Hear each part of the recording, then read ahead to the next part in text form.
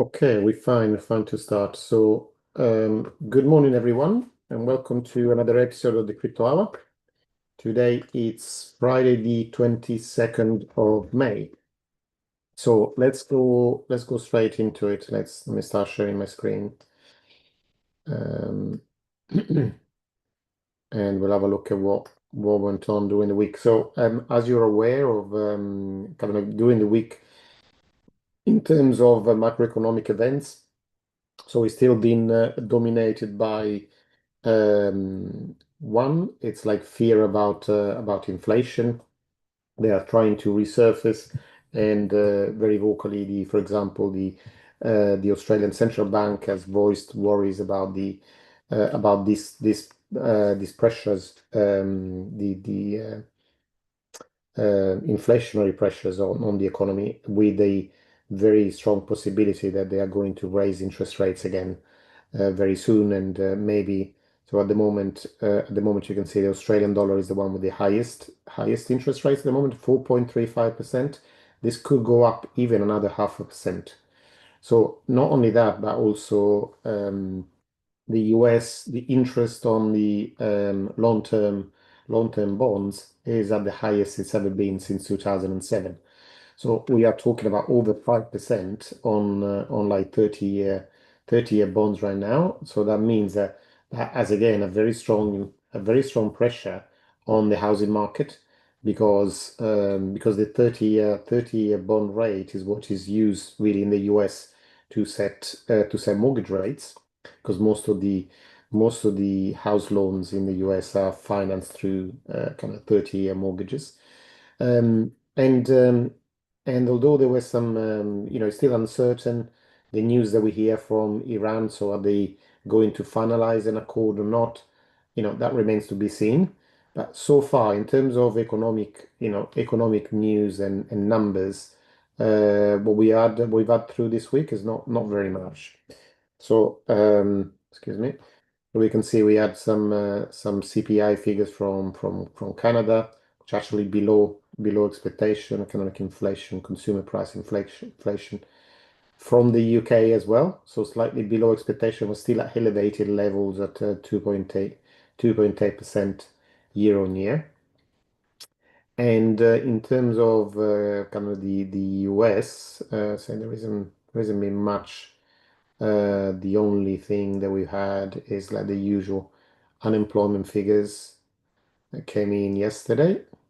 So as you can see here on the kind of jobless claims, it's still, I mean, we've been for the past 2 years hovering around that 1.8 million of long-term unemployed, even with the restrictions in kind of new labor coming in. So even with less um, supply of labor, we haven't really been able to move much from that point. That means that there is a weakness to the labor market, although it has kept at kind of like 1.7, 1.8, 1.9 million now for a good couple of years. So nothing really too dramatic happening so far this week. Let's go to have a look next week. Next week we go like New Zealand interest rates, inflation figures in Australia and the US, and nothing more. No, some GDP figures for Canada. So another very kind of like easy week from the point of view of economic news. So nothing major. And Monday is a bank holiday in many countries. So you can say the UK, the US, France, Germany. Switzerland. So it's going to be a fairly quiet week. When we look at the news, yeah, you can see that there is kind of like a couple of things worth of note. So part of it was in the initiative about the having reaching reaching a deal with Iran for reopening the Strait of Hormuz. But also the very important thing from an economic point of view is that the new head of the Fed will be sworn in on Friday, this Friday. Okay, so the the date for Jerome Powell to step down was basically the 15th of May. Now it just stayed on for a few more days until this. So it will be interesting. You see, when if you look at the calendar this week, you see that there was on Wednesday the meeting minutes from the Monetary Committee. Okay, now that was the old committee, obviously, because the Jerome Powell was still chairing that. It would be interesting to see what changes between this meeting and the next one when the new head of the Fed is in power. Obviously found out here from Kevin Walsh will actually step into his role of head of the Fed for 5 years, and we'll see what happens, how the policy changes by then. Now, we all know that um, the president has been very vocal against Jerome Powell because it wouldn't lower interest rates enough. It's interesting to see, how now the new head of the Fed will step in, because we are in a period that's kind of like where the rates are extremely high, higher than they were like just before, when the US started raising interest rates after COVID, and so those are the rates determined by the market, so the long-term bond rates. So we'll see what policies it will adopt and how it will affect the bond market, which is, as I remind you, is the biggest financial market in the world, even if it's not as visible or easy to examine as the stock market. The bond market is unregulated, but in terms of size, it dwarfs the stock market, because there is a lot of debt in the world that gets invested in and traded and so on. Now let's go on to the looking at some how that has affected um, both the crypto market and the traditional stock market. So as you can see, at the moment, the S&P 500 is now at, again, the markets they seem to take any news that they see as bullish news, as they have done for the past 15 years, pretty much. And so the market is hovering again at an all-time high level, pretty much where we were last week. So if you see, this is where we were last Friday, where there was like a correction, a drop on Friday, and then this week we've been kind of recovering lost ground, still kind of inching towards the kind of like a new all-time high. So we'll see what happens there. If so, the two scenarios here, there's like, again, especially if there are good news coming from Iran, we could see then another leg up. Again, because there is liquidity in the system, if only the oil price wasn't part of the equation.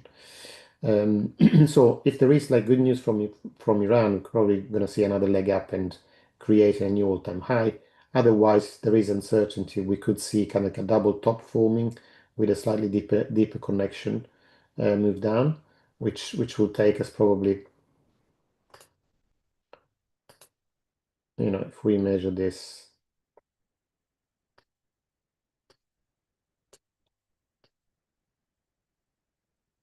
Roughly, we could have a correction that takes us down to the low 7,000s.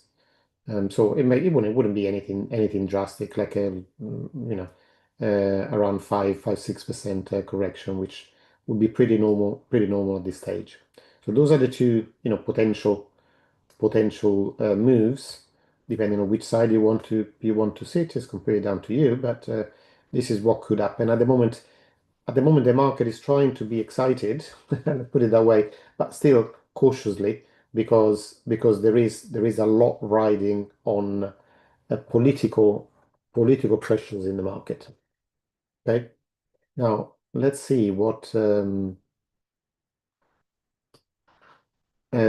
how the important markets also have reacted to inflation figures. So if we look at gold, for example, just remove the drawings.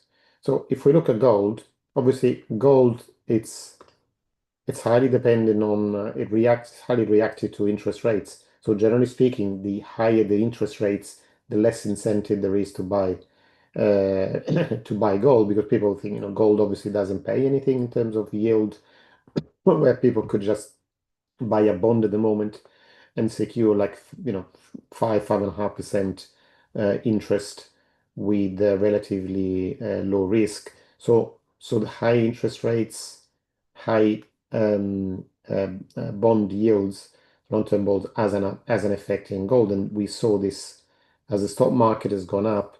We can see that gold has gone like a downwards pressure. This is where we were last Fridays.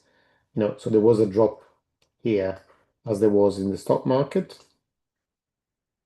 so this drop here on last Friday. But as the stock market recovered, gold has actually stayed pretty much at the bottom of that move. Okay, so pressures on gold, very similar thing on silver.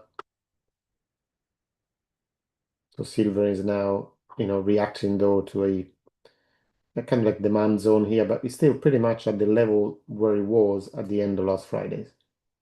Okay, so it's recovered from the lows of this week, but really hasn't pushed back up to where it was in middle. Like if you look at last week on Wednesday, it was like over 10%, of where it is right now. And this has been almost a immediate reaction to oil prices. So where are you saw gold and silver go down? So this is where we're on instead oil prices that went up from $98 to almost 110, in a very short period of time.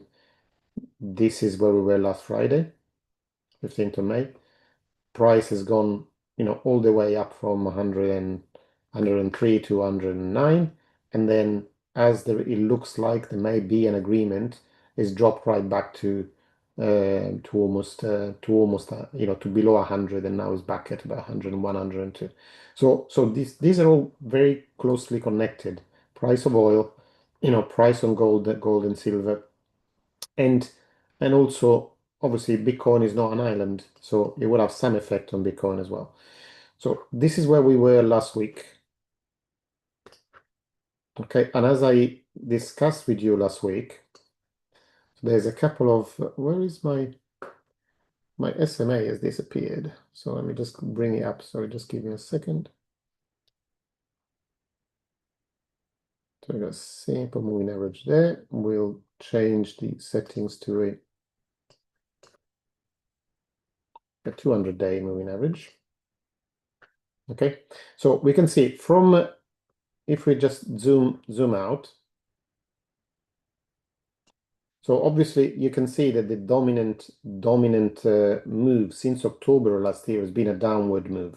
Okay, so the price had a big move down from the previous, from the all-time high, 126 to about 80,000. Then there was a correction back to about 97 and a move down to about 60. Okay, now the first sign that there is an inversion in this move, although it's not a very very, very strong move, was the break of this point here at 79.5. Now we did break that at the beginning of May, and then we went from a period of congestions where the market was thinking, okay, do we carry on up, or do we have another correction, or either a move down lower, or then another leg up? But we have moved back into almost like a textbook position. So we remove this now.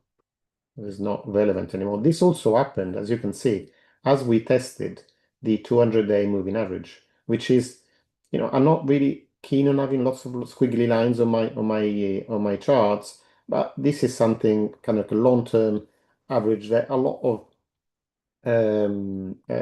bots are built around. So obviously there is always some sort of reaction when we get close to it, and some sort of testing before it eventually gets broken. So on one side at the top we got this, on the other side at the bottom we have the beginning of the uptrend that we see drawn right here. Okay, So when normally there is a leg that creates a new higher high like this one. So generally speaking, there is then a retest. So this is where the interesting part for kind of re-entry would be. Let me just draw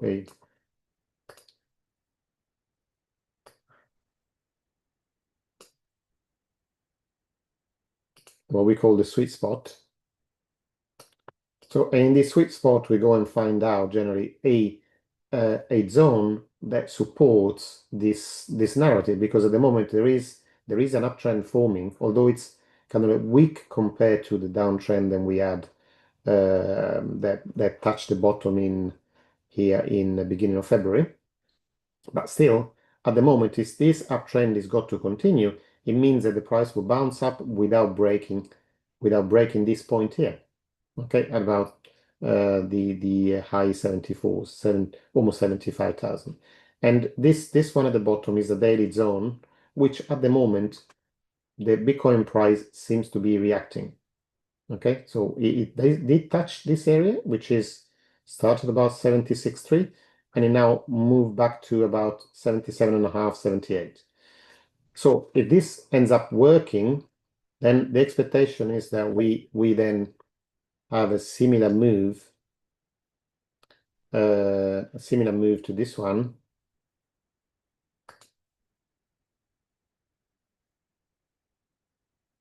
Okay, and that could take us, around the 84, 85,000, $85,000 or above. Now, the next area that we have to kind of where we would encounter some resistance if we create a new higher high, it would be this area here. Okay, so this point here and this whole area would present some resistance. So the area between 86 and 91 would be another sort of a little battle zone, because it hasn't been tested before. So at this moment, the preoccupation is, do we then break this kind of the moving average, which at the moment is moved to around 80,000? So it wouldn't be as hard, because it will be a level that we already touched a couple of weeks ago. So as long as we move back to 81, 82, then we will break this moving average. There's been, as you can see, providing almost like a top to the current move. And if we do break it, the expectation is kind of at the very least a similar move to this one, if not better. I maybe because we are so close to this, I would expect this current move to go and test this at the very least. So maybe from where we are now, which are about 77, we could move to about, the low 86s before having another correction that could take us back probably to around the, again, 82,000, 82 or 83,000 if the uptrend is due to continue. So nothing too much. We're still pretty much in a similar scenario as we were last week. Maybe just the only difference is that, for those of you that are interested, could provide an opportunity to re-enter at this point at a better price than we had last week when we were about 82,000. So 5,000 less for Bitcoin is not, it's not bad. Obviously we don't have a crystal ball, so we don't know if the prices will move up from here or not. But according to technical analysis, this is the path of least resistance at the moment, unless there are other elements that haven't yet manifested in the charts that will cause the price to have a collapse to the downside. Now, if we just go and quickly move to the other aggregate coin. So if we exclude Bitcoin for this equation, so we still see a similar chart, but a little bit more sedate than the Bitcoin chart when we look at all the rest of the crypto market excluding Bitcoin. So as you can see, we had again a drop since last Friday. Okay, and now in just the last 3 days, a slight recovery. If we move down, so if you exclude Ethereum as well, seems to be a little bit more activity. So this is all the crypto market excluding Ethereum. And the last chart is excluding the top 10 coins. So, and you can see how, just bear in mind this, okay? The total market cap of the crypto market cap is at the moment 2.56 trillion. If we take out the top 10 coins, all the other thousands of coins are worth 197 billion. Okay, just put it into perspective. So the altcoin, what we describe pretty much as the lower altcoin market cap, is only worth about 5% of the total crypto market cap. Okay, so just to put things into perspective, any investment in this area is highly speculative because this is what the numbers are telling us. Crypto is already seen as like a risky type of investments. We're talking at the kind of the 5% of the crypto market, which is represented by almost all the coins excluding the top 10. Okay, there are still very good projects in that area, but bear in mind how small it is compared to the overall crypto market cap. And then if you do the crypto market cap compared to the share market cap and the bond market cap, we're talking about a fraction of a fraction of a fraction. So just bear that in mind. If you devote any capital to any of these areas, you are dealing really with what is at the moment a very niche area of investing. Okay, 25 minutes. Any questions so far? Anybody wanting to elaborate on any of this, or shall I move on?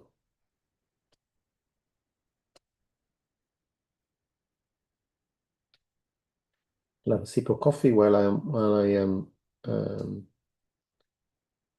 checking. Guys, I'm not able to, when I'm sharing, don't find it easy to look at my chat box. So if there are any questions, please unmute yourselves. No, there are no questions in the chat box, so we'll carry on. Okay. So from the point of view of, we talked about the macro events of the current week. In terms of other news, probably one of the things that's been dominated the crypto news has been the Clarity Act. So at least we already talked about this last week. So we passed through an important checkpoint, so moving from the committee stage to the main Senate, but he hasn't quite got passed yet. So at the moment, we're just waiting to see if there is enough interest to pass this act before the end of July, before the Senate breaks up for the summer recess. But we're still moving towards, there's still a lot of discussion.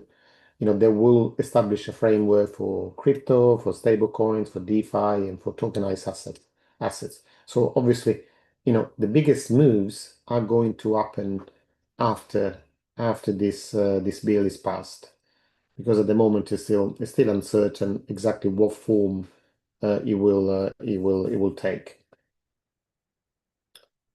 Other relevant news. So there is a move in South Korea to review the crypto tax that was introduced, or at least the plan of taxing crypto gains in a different way from gains of other investments. So there is now like a petition as the 50,000 signatures. So that means it's going to have to be discussed in the National Assembly. So we'll see what comes out of that. But it shows that there is like a lot of public support now for some clear and fair rules surrounding the crypto investment um, investment scenario, and especially anything that makes it unfair for crypto assets to be treated in a different way from other type of investment assets. And this is obviously it's more obvious now in South Korea because there is this plan to introduce this tax, but it's a movement that it's active all across the world because with the pen of a legislator, it could pretty much destroy crypto and DeFi in a country or a region, simply because the banking lobby or the investment lobby is stronger than the crypto lobby. So on other kind of news, everybody's heard the SpaceX and the IPO that's going to happen at some time in the future. Now on Binance and other Hyperliquid and other crypto exchanges have introduced a SpaceX a pre-IPO derivative trading um, trading token. So you can actually trade now in SpaceX against USDT on Binance, on Hyperliquid, on OKX, on Gate.io, HTX, BitGet, and MEXC, and so on. So on quite a few places you can now trade the SpaceX kind of like shares, although they're not shares yet. So this is a perpetual contract. It means it's a derivative contract, but there is an established market for something that hasn't been launched yet. So at the moment it's highly speculative, but they don't obviously don't expect a lot of trading to occur at this stage. They're just like preparing for when the IPO happens so that they are ready to take volume directly from day one. Okay, so it's interesting how now the crypto market is active, not just in crypto, but also gives opportunity to trade in other markets as well. And this is one example because there is a lot of interest around the SpaceX IPO. Couple more things. So today is Bitcoin Pizza Day. So what is Bitcoin Pizza Day? So this is in 2010, somebody spent 10,000 Bitcoin to buy two pizzas. And that was the first ever real world transaction using Bitcoin. So now a pretty expensive pizza. So it's like today is celebrated celebrated as Bitcoin Pizza Day as a reminder of what was really one of the first ever crypto transactions, in the real world.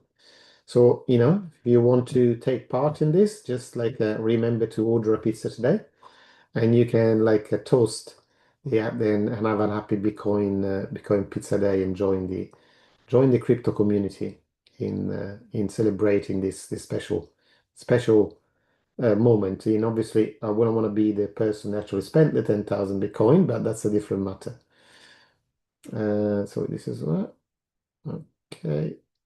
So covered pretty much these things. We go and have a look at a couple more things. So we have a look on CoinGlass here.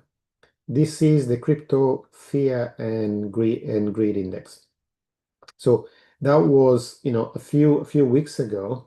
You can see here at the beginning of February and even at the end of March, it hit really, really low levels, or kind of called below 10, which are representative of extreme fear in the market. Now, as you can see, as the fear index has slightly moved up a little bit, but there's still fear in the market. So people are still worried that there could be another drop in the price of crypto before it starts climbing again. But some confidence um, is starting to climb back into the market, but we're still in the feared zone. Now, if we look at the ETFs, as you can see this week, there has been like an outflow in general. It hasn't been Hasn't been a bloodbath as we have seen in some weeks, but it's been roughly about $1 billion has left the ecosystem. So the first Monday and Tuesday was a little bit stronger than, Wednesday and Thursday, it was a slight drawdown, but we still counting this as a negative week. You can see the red dominates down here, and um, and this is the all the Bitcoin ETFs. You can see the BlackRock one dominates the market, and they now amassed 818,000 Bitcoin. Now remember, there are 20 billion Bitcoin in circulation, so 20 million, sorry, Bitcoin in circulation at the moment. So this represents around 4% of the Bitcoin in circulation, and Fidelity has got another 1% roughly, and Grayscale a little bit less than that. So, but I can see iBit is pretty much has got more than all the other providers put together. Okay, so and in total, what's the total? Um, mm, mm, mm, mm.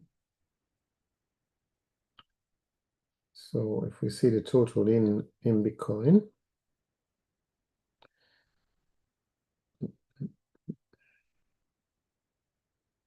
so the net inflows has been like 728,000 Bitcoin. So some were already in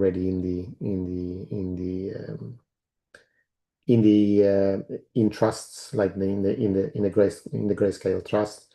But so you can see how many Bitcoins have been taken pretty much out of circulation and put into the ETFs. And that's why the ETFs, are exerting an upward pressure into the price of Bitcoin, because they're taking Bitcoin out of circulation, and the Bitcoin on exchanges has actually been dropping steadily. Let's go and have a look at mm, say Bitcoin on exchange.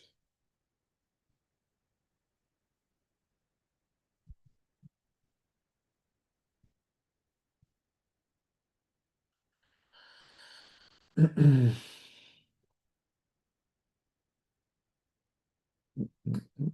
can't remember, how do I get this thing?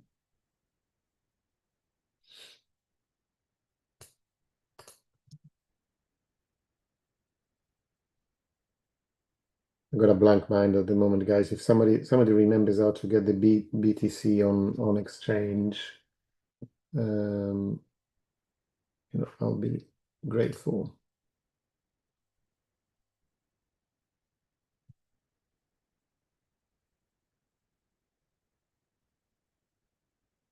Mm, mm, mm, mm.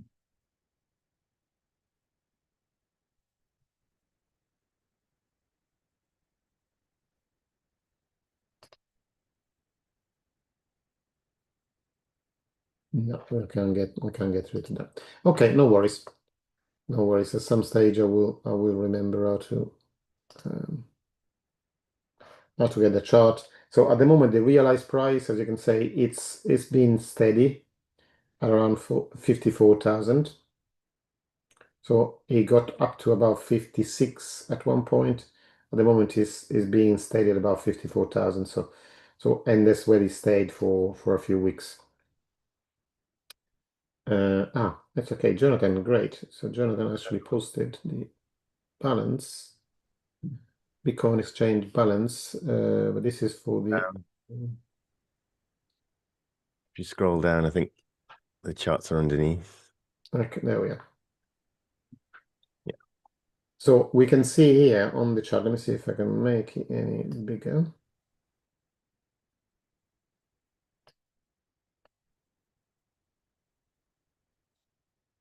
Okay, I don't know how to make it bigger, but it doesn't matter.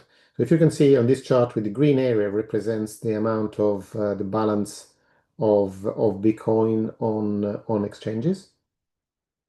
So, and you can see they steadily from June of 2024, as we move to the current rate, and a lot of the Bitcoin that was on exchanges was either sold or removed from exchanges. And now we have from pretty much from 2024, we halved the amount of Bitcoin that's present on exchanges. So, and that is again so there is a lot less supply of Bitcoin, and this is why we've seen the price kind of like bottoming out at the moment, because if you want to short Bitcoin, you will need to sell some, and there is less and less of this available on exchanges.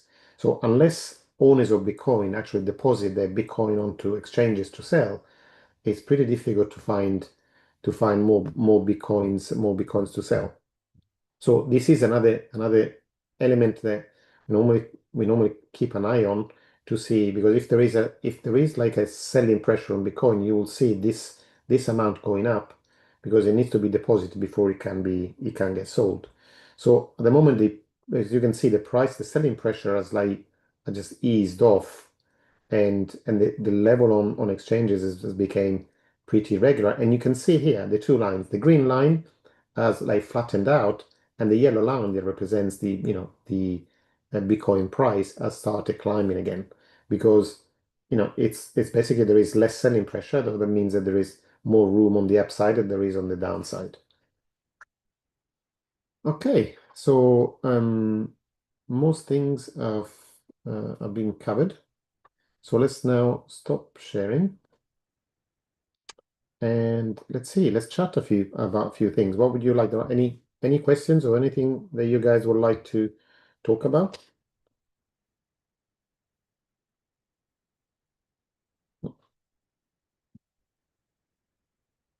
Otherwise, we can have a discussion with Jonathan about any news about any drama in Cardano, about the acceptance or not acceptance of the IOG plan. So there's like talk about Charles Hoskinson and his company, input output, that has done basically all the development for Cardano. At the moment, they asked for a funding for kind of a further development that needs to be completed, and there are some issues with that. What's the latest, Jonathan? The request is for about, I think it's a third of the or two-thirds of how much we're allowed to spend each year from the budget, from the treasury, sorry. And so there's lots of other projects that won't get funding if IOG get all their funding. And this year they sort of split up their proposals into 8 or 10 different proposals, asking for different tranches of funds with specific needs. But really, they would just want it all or none, because they can always move on to other things, which is a scary prospect. So it's a bit contentious as to whether we should give all the money to IOG, whether we should defund some of the other projects, which is effectively what it means. And so it's a bit of a competition going on. But it's a tough question to answer, because IOG have, they've got the legacy, they've got all the head knowledge, all that brain trust of a decade's worth of development and academic research. They've got all the engineers, all the academics who are engineering the protocols on their employee cards. And for them to leave, that means we lose all that academic brain trust, because academics will go anywhere that they're funded in areas of topics that are interest them. So, that would then diminish Cardano's claim to be the science coin, the one that's got all that academic research and 100 white papers behind it. It starts to diminish from that point on. So I think my personal take is, at the moment, I want IOG to get funded, and then we'll make do with what's left. But yeah, in fact, there's a meetup I should probably mention happening the 30th of May in Loughborough, which is in the Midlands of the UK. So if anybody wants to come along, there's a gathering of bright minds from the ecosystem who want to discuss that and other topics in and around Cardano. So it'd be, a nice physical meetup for a digital world. It's quite interesting. But yeah, Charles has been putting out several videos, uh, questing for the money, basically. So giving us all the explanations of why it should come to them and all the rest of it. Which are very strong arguments, to be honest. It's hard to go against. You know So we'll what, kind of see. like from the outside, obviously not being involved with any of the projects they are kind of receiving funding and stuff like that. I mean, the question is, okay, if this doesn't get funded and Cardano carries on as it is in its current state at the moment, with the current state of advancement of technology,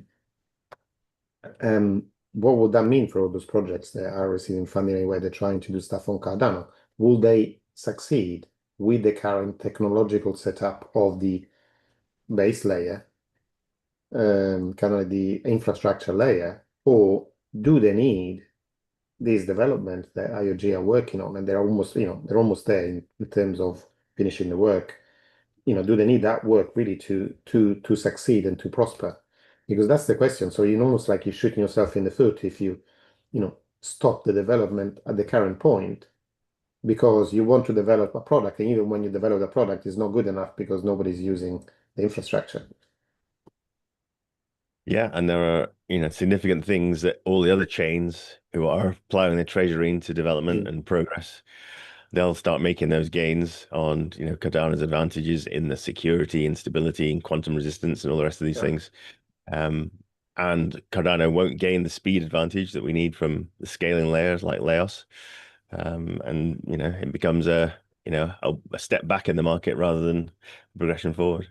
And I do think there's going to be a lot of value that comes in terms of development from the Midnight partner chain to Cardano, and that's IOG's other biggest project at the moment. And if they don't have Night to keep them interested and involved, then certainly we would just lose all interest, I think, from IOG. But if they get funding, they also have all their own activities still going on Night, which is their Charles's biggest investment in recent years. That combined is a powerful effect of dragging the market forward, and we've already seen significant collaborations come about that haven't happened in the past, 5, 8 years. They've come about in this last year because they've had that. Okay, we'll get the founding entities of Cardano. We'll bring in a new foundation that will run Midnight blockchain and that will add all this new functionality, the little privacy layers and all the rest of it. And so we've had um, big progress across all fronts. Cardano Foundation will be making bigger moves. Emergo are coming back into the picture. So these, large founding entities, it's in the uh, their remit to keep pushing it forward, regardless of what IOG does.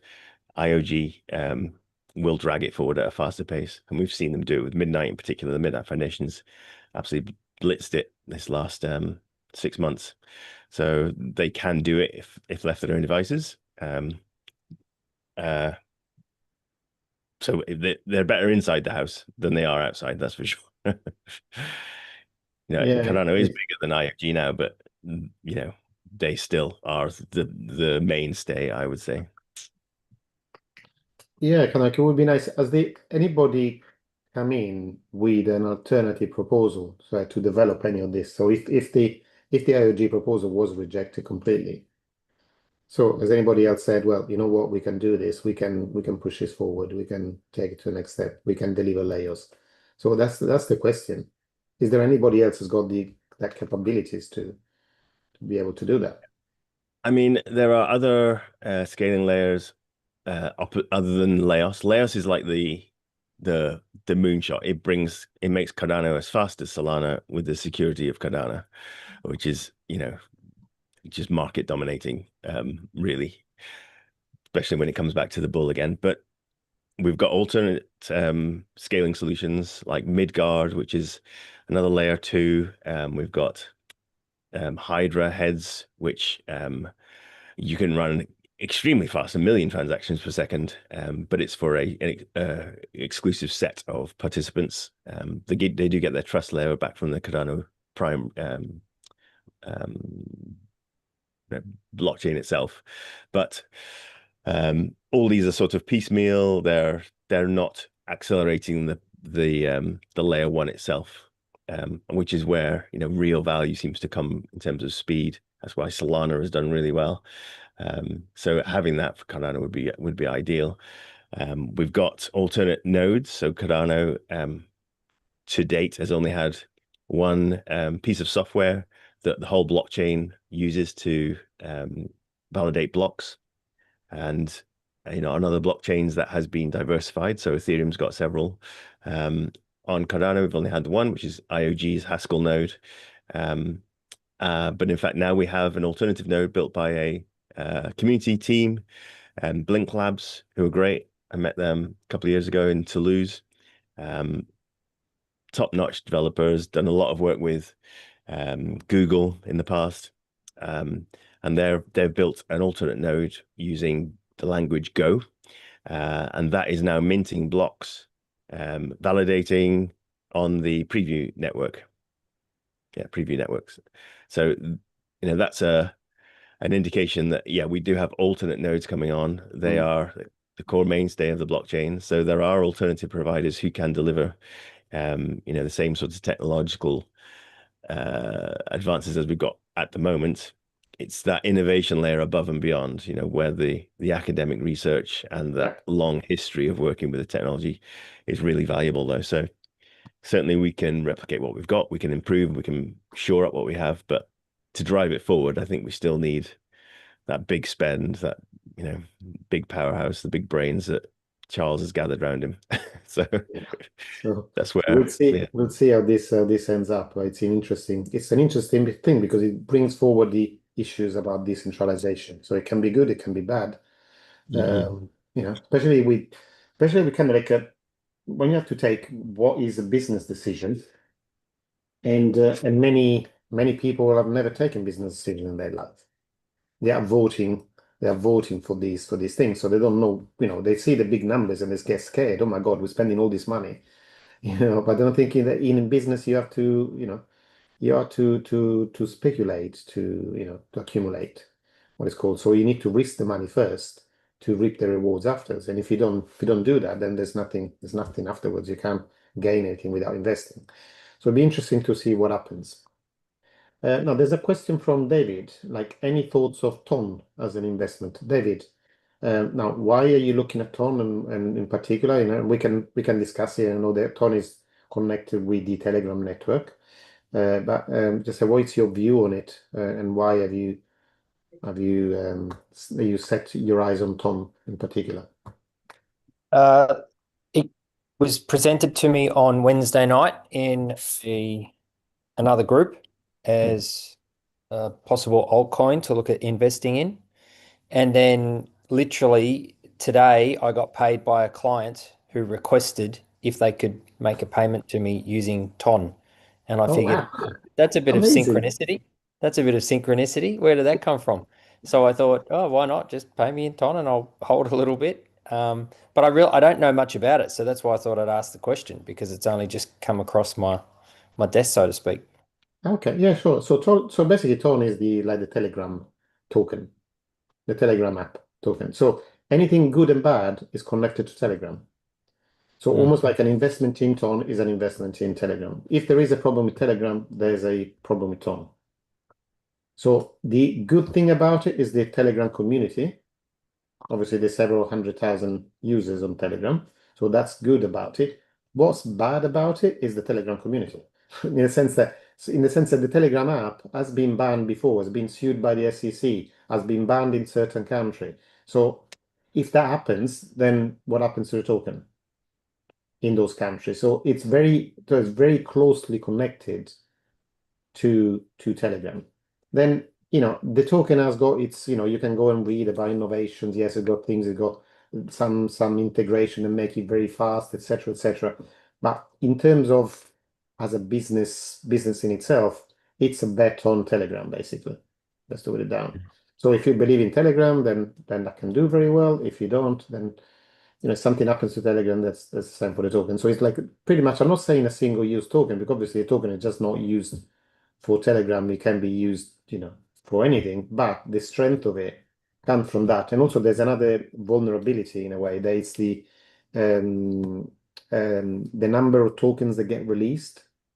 So so regularly, so there's vesting of the tokens that were given to founders and certain entities at a certain time as the network was built.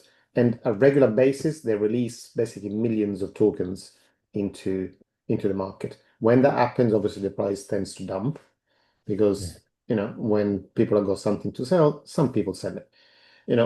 So there are those things that you need to keep an eye on if you are kind of like a ton investor.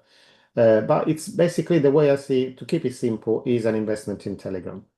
So if crypto does well, if Telegram does well, then Ton will do well as well. Independently, there are other chains that do the same things better. So you use Ton, Solana does the same thing much better than Ton, for example.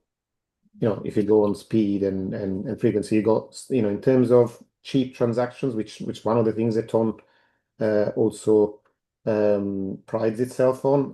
Sui now just launched stablecoins gasless transactions. So there are other alternatives there that are better if you're going on to the technical specs. The one thing is their community. Their community obviously is the Telegram community. It's quite large, but anything is connected to A, the Telegram community, and B, to the founder of Telegram. So that's the tone. So I don't see so much as we're looking at other things like Cardano, like Ethereum, as decentralized projects. Yeah, I see pretty much a project that's fairly centralized, fairly built around the Telegram community. I don't know if, Jonathan, if you got any view on that in particular, on Ton, any experience with them? No, I only know them from the fact that they rushed into the top 5 or top 10 certainly coins and kicked Cardano out. So I was like, no, fine. But yeah, other than that, I don't know. I haven't heard anybody say anything good on the technology or bad on the technology. So yeah, I don't think it's an ERC20 chain, is it? It's got its own blockchain technology. So they may have some innovation there that I'm not aware of. But yeah, another blockchain, nothing spectacular, but yeah, related to a particular product. So a bit higher risk than a fully decentralized, community-led token in my mind. Yeah, in a way, for me, it's almost like a midway between a centralized exchange token. Centralized exchange token have done very well, as well, like the OKX token or this and that. So there's several centralized blockchain. They have launched their own centralized exchanges that launched their own blockchain and they got their own token. Pretty much all do now. It's kind of in between that and a fully decentralized project. It's midway, I would say. But it's very, very connected to the health of Telegram, the Telegram network. Yeah. No problem. And oh, by the way, the other thing is that obviously on Telegram, there are a lot of Telegram is built around hype. So there's lots of communities. There are a kind of hype type of communities on Telegram. So obviously, just bear in mind that whenever there's highs and lows. They're quite violent. Okay, so do you want to know the irony in what you literally just said then? Yeah. The other coin that was recommended to me was Hype. Yeah. Hyperliquid. Hyperliquid has been doing very well. Yeah. So So that was a kind of like a more of a thumbs up than Ton, to be honest with you. But it's the thing.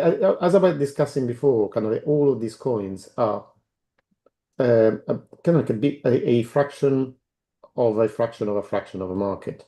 So we're talking about a real niche project in something that is still innovative. Like the old crypto market is like a tiny market, really. Yeah, I know we're talking about 2 or 3 trillion, but in terms of investing, it's a really small market. When you talk about 5% of that market and a fraction of that 5% of the market, you realize how small it is. So a lot, very few of these projects would actually find their way on the stock market, for example. They wouldn't be big enough to be quoted on the stock market if they were normal. If there was a company behind it rather than a decentralized project. So bear in mind that you are almost like if you are dealing in shares of companies that are not almost on an exchange yet, on a market yet. It's like the pink sheets or something like this, something that it's pretty much like the Wild West. So as long as you are aware of all this, this applies to pretty much, I'm not saying Torn or anything else, but pretty much all the crypto project, excluding the top 5, 10 projects. Everything else, it is in that area. Okay, but if it's, as you can see, you can take punts on crypto project that go up 40, 50, 100 times. And maybe that, Torn and Hype could do, Hype has already gone up quite a lot this year, has already hitting new highs. So that's already gone quite a way. But selecting the right project could still do really well going forward, especially if crypto as a whole market cap starts pushing up, because that would take a lot of I would say high tide floats all boats in a way. So although the big projects do well, a lot of the small projects will show incredible returns for a short period of time before they correct again. Thank you. It's good to get these things. It's good to look at something specific all the time rather than talk generally. So yeah, I've finished the hour now, so it's 10 o'clock. So we finish here for this week.